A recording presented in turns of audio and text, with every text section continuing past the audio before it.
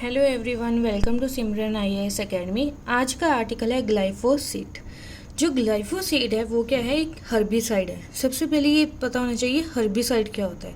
Herbicide क्या करता है, जो भी अनवांटेड प्लांट्स की जो ग्रोथ हो जाती है, जब हम उसके ऊपर ये छिड़क देते हैं तो उससे क्या होता है, वो क्या हो जाते हैं, डाई हो जाते हैं। और प्लांट की जो प्रोडक्टिविटी है वो क्या हो जाती है, इंक्रीज हो जाती है। अब ये क्या है, नॉन सेलेक्टिव हर्बिसाइड है। नॉन सेलेक्टिव, यहाँ नॉन सेलेक्टिव का मतलब क्या है, ये हर्ब्स को तो मारता ही मारता है, कभी कभी क्या ये प्लांट्स को भी क्या नुकसान पहुंचाता है।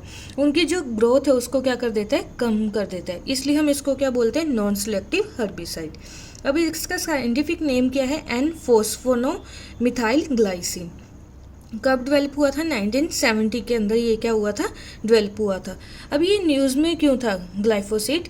अभी सेंट्रल गवर्नमेंट ने, मतलब ministry of agriculture and farmers ने क्या किया है, इसको क्या कर दिया है, बैन कर दिया है। उन्होंने क्या बोला है कि जो अथॉराइज्ड डीलर हैं सिर्फ वही यूज़ कर सकते हैं। इसकी वजह से क्या हो रहा है, जो इंडस्ट्रीज़ हैं वो क्या कर रही है, इसका विरोध कर रही हैं। क्यों विरोध कर रही हैं, क्योंकि इससे क्या होगा, जो एग्रीकल्चर है उस पर क्या हार्मफुल इम्पैक्ट पड़ेगा। जो फार्मर्स है उनकी इनकम क्या हो जाएगी, कम हो जाएगी। क्योंकि जो वीड्स होती हैं वो क्या करते हैं, प्लांट को डिस्ट्रॉय कर देते हैं और प्रोडक्टिविटी क्या हो जाती है, कम हो जाती है। अब इसका एप्लीकेशन अगर हम देखें तो किस किस जगह हम कर सकते हैं। प्लांटेशन एग्रीकल्चर में कर सकते हैं, वीड्स को कंट्रोल करने में कर सकते हैं। जैसे रेलवे लाइंस होती है उसके साथ साथ जो छोटे छोटे प्लांट्स उगे होते हैं वहाँ पे छिड़कने से क्या होगा, वो क्या हो जाएंगे, डाई हो जाएंगे। असम में क्या ट्री प्लांटर्स इसका बहुत लार्ज मार्केट में क्या यूज़ करते हैं ताकि ग्रोथ का इंक्रीज़ किया जाए। जो महाराष्ट्र है वहाँ पे भी इसको यूज़ किया जाता है शुगर केन और मेस में। अब ये तो हमने पढ़ लिया इसके एप्लीकेशंस क्या हैं, इसके कंसर्न्स क्या हैं। सबसे पहले हम पढ़ेंगे इसका हेल्थ इम्पैक्ट बहुत ज़्यादा है, क्योंकि ये क्या कार्सिनोजेनिक का मतलब ये क्या, कैंसर कॉजिंग एजेंट होते हैं। सेकंड, ये क्या ब्रेन पे बहुत ज़्यादा हार्मफुल इम्पैक्ट डालते हैं। रिप्रोडक्टिव डेवलपमेंटल टॉक्सिसिटी, अमाइनोटॉक्सिसिटी, इससे क्या होता है, जो हमारी जो डेवलपमेंट होती है वो क्या हो जाती है, कम हो जाती है।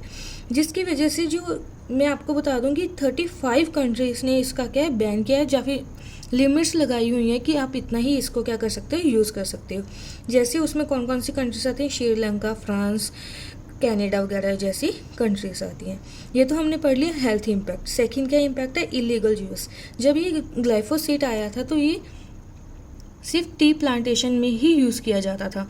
बाद में क्या अभी देखा गया है कि ये मोर देन 20 क्रॉप्स में क्या यूज़ हो रहा है। ये किसने बताया है, पेस्टिसाइड एक्शन नेटवर्क ने। थर्ड क्या है, इसके क्या इन्वायरमेंटल इम्पैक्ट्स बहुत ज़्यादा हैं। ये क्या इन्वायरमेंट में कितनी देर रह सकता है, ग्रेटर देन 6 मंथ्स। एक बार आपने अगर यूज़ कर लिया तो ये ग्रेटर देन 6 मंथ्स के इन्वायरमेंट में ही रह सकता है। इसकी वजह से क्या होगा, पोल्यूशन होगा, कार्सिनोजेनिक है, मतलब एनिमल्स, ह्यूमंस और प्लांट्स को क्या करेगा, इफेक्ट करेगा। सेकेंड क्या है, कभी कभी ये भी देखा गया है कि ग्लाइफोसेट यूज़ करने से क्या होता है, जो हमारी जो पॉलिनेटिंग एजेंट्स होते हैं, जैसे क्या हुआ, बीस होगी, हनी बी होगी, उस वो भी क्या हो जाती है, मर जाती हैं by the application of the glyphosate. इसलिए सेंट्रल गवर्नमेंट ने ये क्या लेके आए हैं, रिस्ट्रिक्ट कर दिया कि जो अथॉराइज डीलर हैं वही क्या कर सकते हैं, इसका यूज़ कर सकते हैं ग्लाइफोसेट का। Thank you.